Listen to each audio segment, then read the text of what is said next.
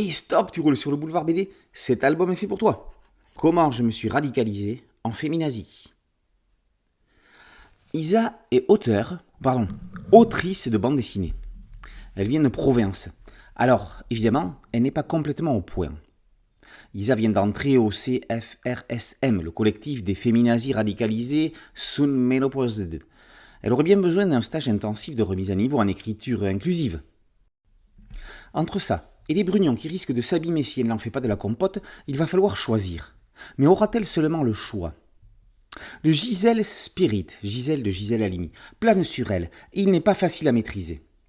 Ceci est la première des histoires, plutôt des chroniques, racontées par Tata Isa à ses petits-neveux et nièces en 48 de l'ère #MeToo.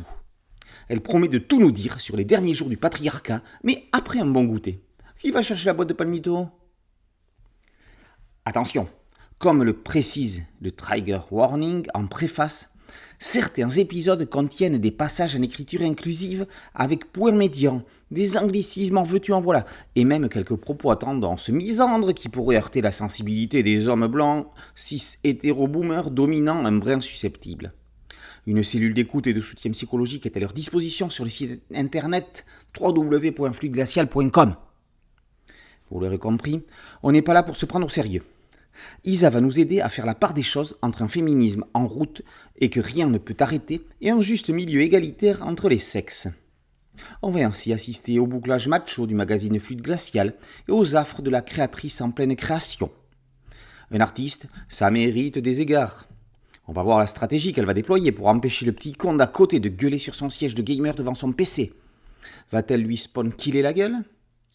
Isa revient sur la relation entre Angélique Marquise des Anges et Geoffrey de Perrac, imaginant ce qu'aurait donné leur relation entre ses mains.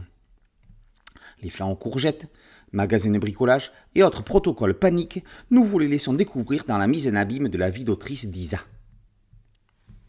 On a découvert Isa au tout début des années 2000 avec la fabuleuse et incomprise série Pullingham Palace chez Dupuis. Trop tôt ? Pas chez le bon éditeur ? Un jour, espérons-le, le 9e art réhabilitera cette pépite avec une indispensable intégrale. Après un album chez Albert Michel, Carchou, c'est chez Fluide qu'Isa installe ses crayons. Comment je me suis radicalisé en féminazie est son 4e album publié chez cet éditeur. Godelette lui file un coup de main au scénario. Pilier de Fluide Glacial dans les années 90, il s'est éloigné de la BD après avoir lui-même signé une série culte et incomprise chez Dupuis avec Larsenet, Pedro le Coati. Dans la vie, l'obsession d'Isa est le ridicule. Elle se moque de ses victimes, mais toujours avec empathie, soulevant les contradictions, tout autant les siennes que celles des pseudomâles dominants se plaignant qu'on ne peut plus rien dire.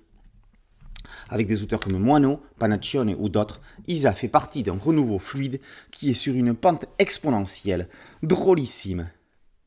Comment je me suis radicalisé en féminazie par Isa et Godelette est paru aux éditions Fluide Glacial. Boulevard BD, c'est un site dédié, un podcast audio et une chaîne YouTube. Merci de liker, de partager et de vous abonner. A très bientôt sur Boulevard BD. Ciao.